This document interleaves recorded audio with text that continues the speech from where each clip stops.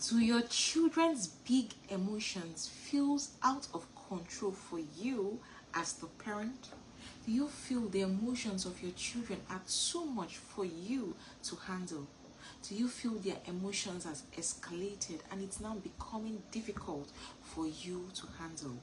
As parents, we must learn how to parent through those big emotions.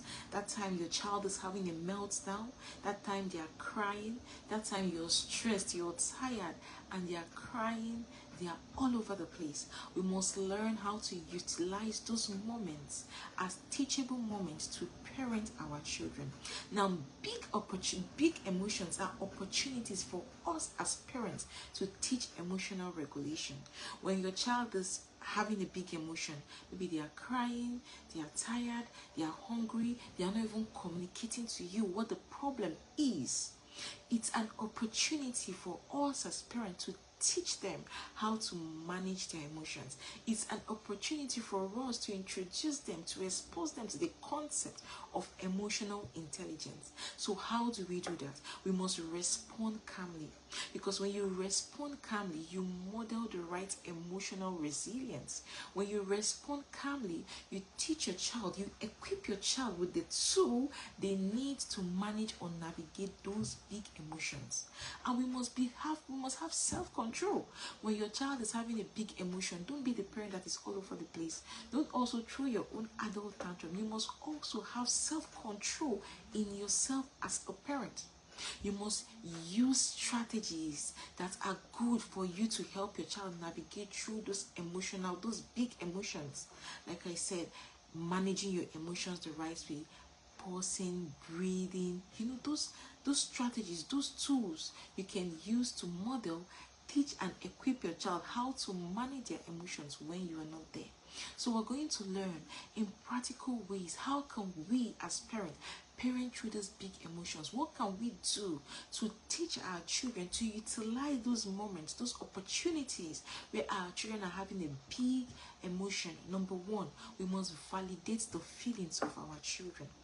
We should not shut down their feelings. Don't tell them, why are you crying? You don't have to cry. Oh, is it because of this thing you're crying? No. Don't shrink their feelings. Don't make their feelings feels like it doesn't matter. We must validate their feeling. If they are angry, it is okay for them to be angry. It is okay for them to be sad. It is okay for them to feel hungry. We must first of all validate the feelings of our children. Our children must not grow up in homes where they think it is not good to express themselves. Our children should not grow up in homes where they feel, if I express the way I feel, I'll be shut down. Our children should not grow up in those kind of spaces. So the first thing we need to do as parents is to validate the feelings of our children. Acknowledge the emotions of your child without judging them. Acknowledge how they feel. Acknowledge the emotion without judgment, without comparison. When we do that, we equip our children, we tell them and teach them that it is okay to feel this way. It is not a sin. It is not a crime. Nothing is wrong with you for feeling this way. The second thing we could do as parents is to teach coping strategies to our children. So as parents, we must teach our children how to cope with those emotions, because the truth is that we will not always be there with our children. Our job, our responsibility is to equip our children with the tools they need to navigate and cope through these big emotions. We can teach them that when they have such big emotion, maybe your child is crying, they are all over the place, teach them how to breathe. How to breathe in and how to breathe out. Teach them how to do some form of exercise. Teach them they can journal. Teach them they can draw. They can write. Teach them coping strategies, not coping strategies in the negative. Don't give your child food because your child is crying. No. Don't give your child food because your child is sad. When you do that, you teach the child the wrong way to cope with that emotion. Then the third thing we can do as parents is to stay emotionally present. So we have to stay emotionally present to help our children navigate through those big emotions. Avoid ignoring their emotions. Your child is crying. Don't ignore the child as if the child is not crying. Don't ignore the child as if nobody is crying, as if it doesn't matter. Avoid ignoring your child. Be present emotionally. Even if your child is crying profusely, refusing to calm down, just be there emotionally.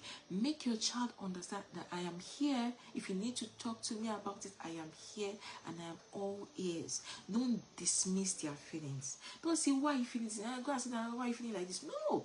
Don't dismiss their feelings. When you dismiss their feelings, they grow up to be adults that will not be expressive.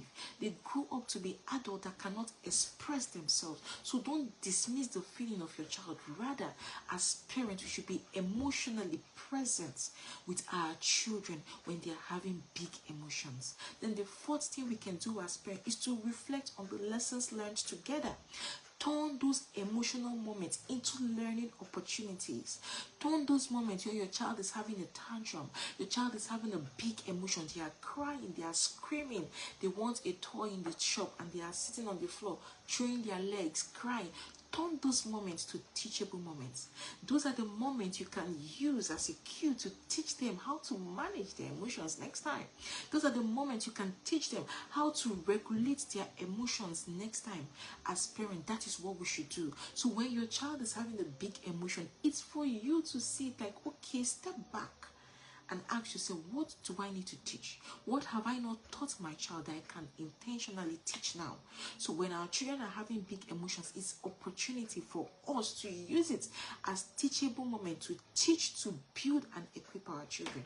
Our children can learn how to navigate their emotions constructively when we teach them, when we give them the right tools, when we help them to manage those big emotions, when we help them to reduce those meltdowns, or when those meltdowns happen and we teach them, equip them with the right tools, the right strategies, for them to manage that meltdown or that emotion.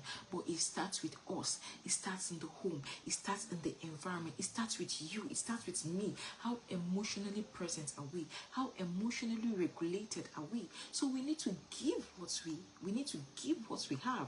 We cannot pour from an empty cup. So if you're an emotionally regulated parent, you will definitely transfer the right emotional regulation to your children, and vice versa. So it's left on us as parents to improve on our emotion. So I'm not here to leave us alone. In my upcoming book called Rooted and Rewired, you're going to learn how to master your emotions as a parent. So click on the link attached to this video to get more information on how you can get this book called Rooted and Rewired. Learn how to master your journey and start to work on yourself to transfer the right emotional regulation to your children and to your generation. Don't be the one that will transfer burden your children need to heal from.